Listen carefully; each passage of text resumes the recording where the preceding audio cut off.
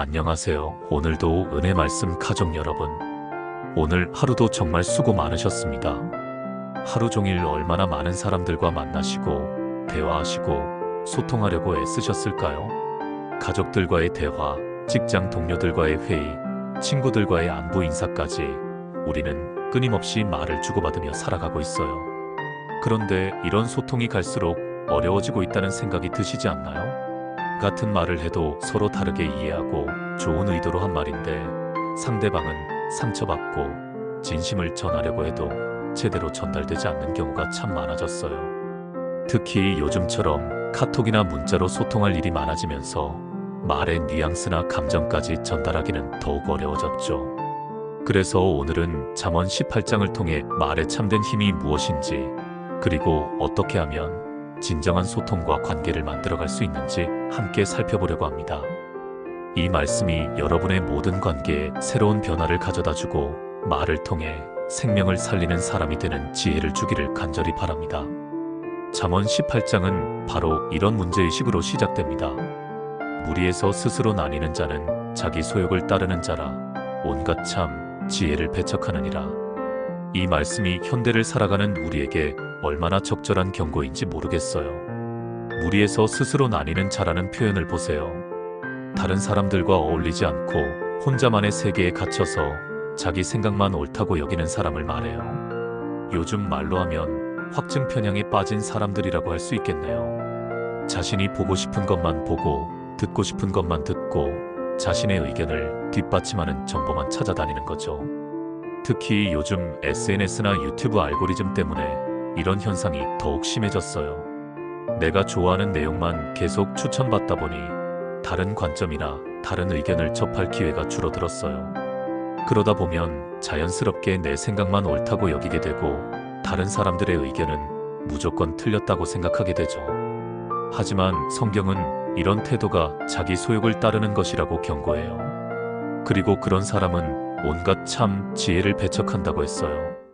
진짜 지혜는 다양한 관점을 듣고 여러 사람의 의견을 고려하며 겸손하게 배우려는 자세에서 나오거든요. 미련한 자는 명철을 기뻐하지 아니하고 자기의 의사를 드러내기만 기뻐하느니라. 이 말씀도 정말 날카로운 지적이에요. 미련한 사람들의 특징이 뭔가요? 남의 말은 듣지 않고 자기 말만 하려고 해요. 대화를 해보면 금방 알 수 있어요. 어떤 사람들은 상대방이 말하는 동안에도 자기가 할 말만 생각하고 있어요. 진정으로 듣고 있는 게 아니라 상대방이 언제 말을 끝낼지만 기다리고 있는 거죠. 그래서 상대방의 말이 끝나자마자 자기 이야기를 쏟아내요. 반면에 지혜로운 사람들은 명철, 즉 깊이 있는 통찰을 기뻐해요. 다른 사람의 말에서 배울 점을 찾으려고 하고 새로운 관점을 알게 되면 기뻐해요. 그래서 그들과 대화하면 서로에게 유익이 되고 관계도 더 깊어지게 되죠. 악한 자가 이르면 멸시도 따라오고 부끄러운 일이 이르면 능욕도 함께 오느니라. 이 말씀은 악한 사람들의 말과 행동이 어떤 결과를 가져오는지 보여줘요. 악한 자가 오면 멸시가 따라온다고 했어요. 악한 사람들의 특징 중 하나가 다른 사람을 무시하고 깔보는 거예요.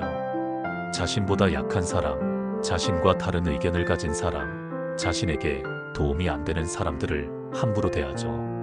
그런 태도는 결국 자신에게도 멸시와 능욕을 가져다 줘요. 미련한 자의 입술은 다툼을 일으키고 그의 입은 매를 자청하느니라. 미련한 자의 입은 그의 멸망이 되고 그의 입술은 그의 영혼의 그물이 되느니라.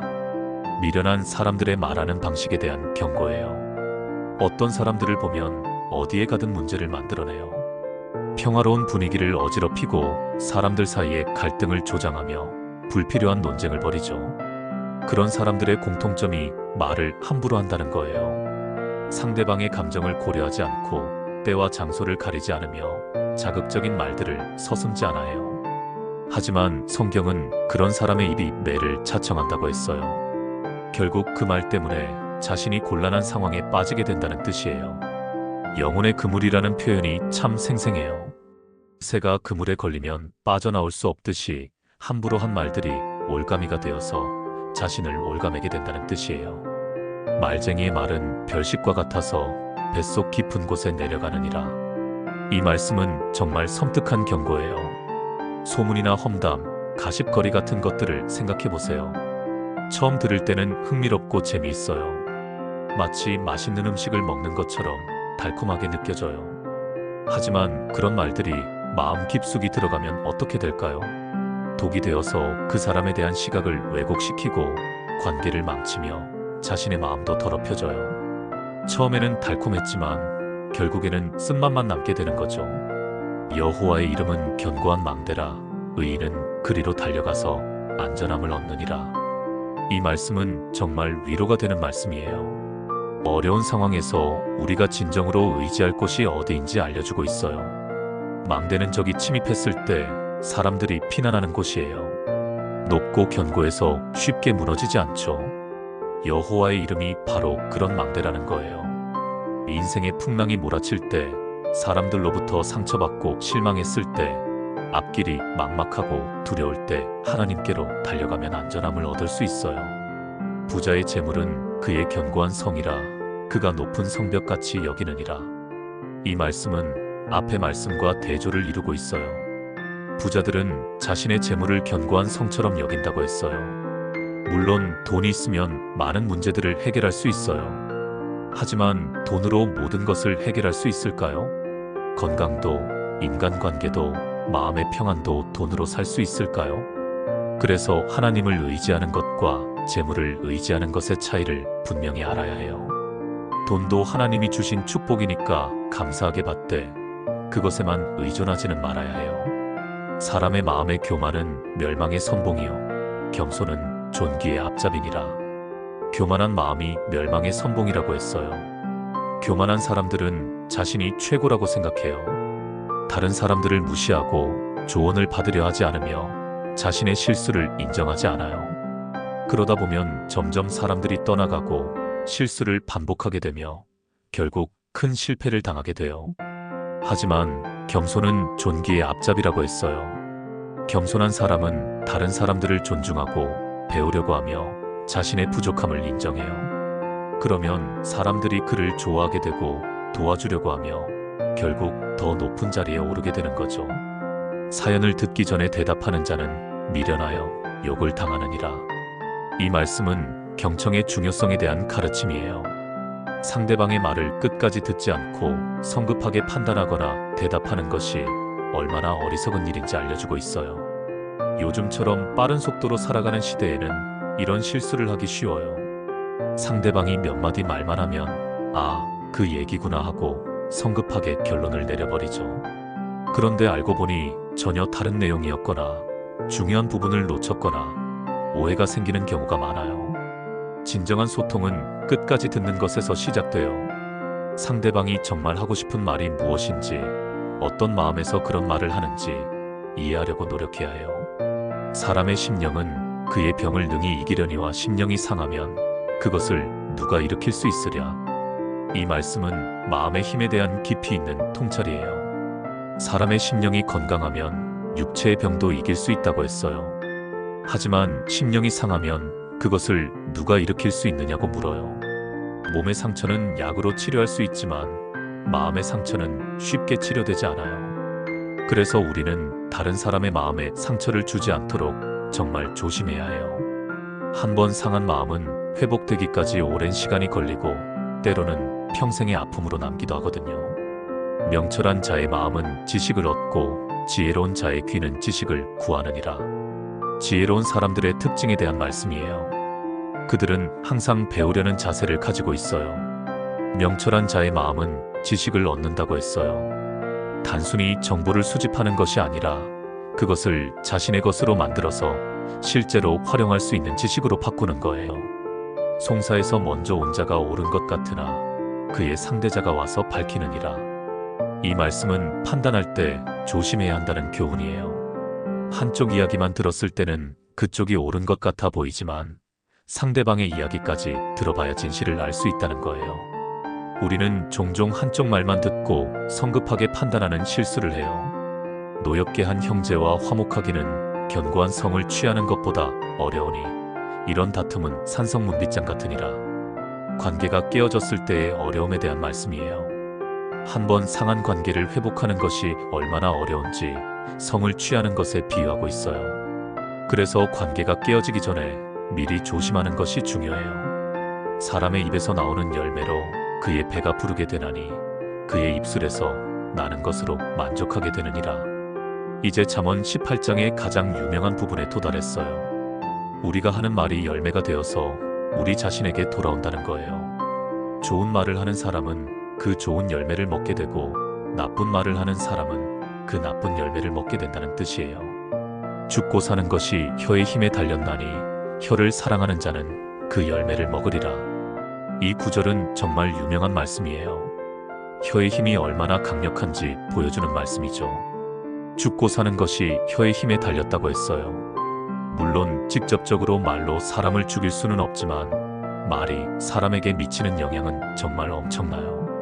절망에 빠진 사람에게 희망의 말 한마디가 새 생명을 줄 수 있고 반대로 상처 주는 말 한마디가 사람을 절망의 구렁텅이로 밀어넣을 수도 있어요. 아내를 얻는 자는 복을 얻고 여호와께 은총을 받는 자니라. 결혼에 대한 아름다운 말씀이에요. 좋은 아내를 만나는 것이 얼마나 큰 축복인지 알려주고 있어요. 부부는 서로 다른 환경에서 자란 남남이 만나서 한 가정을 이루는 거잖아요. 그런 두 사람이 평생을 함께 살아간다는 것은 정말 기적 같은 일이에요. 친구가 많은 자는 해를 당하기도 하나니 어떤 친구는 형제보다 친밀하니라. 잠언 18장의 마지막 말씀이에요. 이 말씀은 인간관계의 질과 양에 대해 깊은 통찰을 주고 있어요. 친구가 많다고 해서 다 좋은 것은 아니라고 했어요. 많은 친구들을 다 관리하려다 보면 피곤해지고 때로는 그중 누군가로부터 상처받기도 하며 진짜 중요한 사람들에게 소홀해질 수도 있어요. 친구의 수보다 질이 훨씬 중요하다는 거예요. 반면에 어떤 친구는 형제보다 친밀하다고 했어요. 진정한 친구는 혈연으로 맺어진 형제보다도 더 가까울 수 있다는 뜻이에요. 사랑하는 오늘도 은혜 말씀 가족 여러분, 오늘 잠언 18장을 통해서 말의 힘과 관계의 지혜에 대해 함께 살펴보았습니다. 무엇보다 말이 얼마나 강력한 힘을 가지고 있는지 다시 한번 깨닫게 되었어요. 우리가 하는 말 한마디 한마디가 누군가에게는 생명이 될 수도 있고 죽음이 될 수도 있어요. 그렇다면 우리는 오늘부터 무엇을 실천할 수 있을까요? 첫째, 말하기 전에 먼저 생각하는 습관을 들여야겠어요. 둘째, 다른 사람의 말을 끝까지 듣는 연습을 해야겠어요. 셋째, 격려의 말을 의도적으로 해야겠어요. 넷째, 소문이나 험담을 멀리해야겠어요. 다섯째, 관계를 소중히 여겨야겠어요. 마지막으로 하나님을 의지하는 삶을 살아야겠어요. 혹시 지금까지 말로 인해 많은 실수를 하셨던 분이 계신가요? 괜찮습니다. 하나님의 은혜는 새로운 시작을 허락해 주세요. 오늘부터라도 지혜롭게 말하기 시작하면 돼요. 우리 모두가 말로 생명을 살리는 사람들이 되기를 소망합니다. 여러분의 입에서 나오는 말들이 다른 사람들에게 희망이 되고 위로가 되며 힘이 되기를 바라요. 오늘도 이렇게 귀한 하나님의 말씀으로 함께 해주셔서 감사합니다. 만약 오늘 말씀이 여러분에게 도움이 되었다면 구독 버튼과 좋아요 버튼을 눌러주세요. 그리고 알림 설정까지 해두시면 새로운 은혜로운 말씀들을 가장 먼저 만나보실 수 있습니다. 또한 이런 귀한 말씀을 주변의 소중한 분들과도 함께 나눠주세요. 이 영상을 공유해서 더 많은 사람들이 하나님의 지혜를 접할 수 있도록 도와주세요. 댓글로도 여러분의 마음을 나눠주시면 좋겠어요. 다음에도 더욱 은혜로운 하나님의 말씀으로 여러분과 만나겠습니다. 그때까지 여러분과 여러분의 가정에 하나님의 지혜와 평강이 충만하시기를 축복합니다. 감사합니다.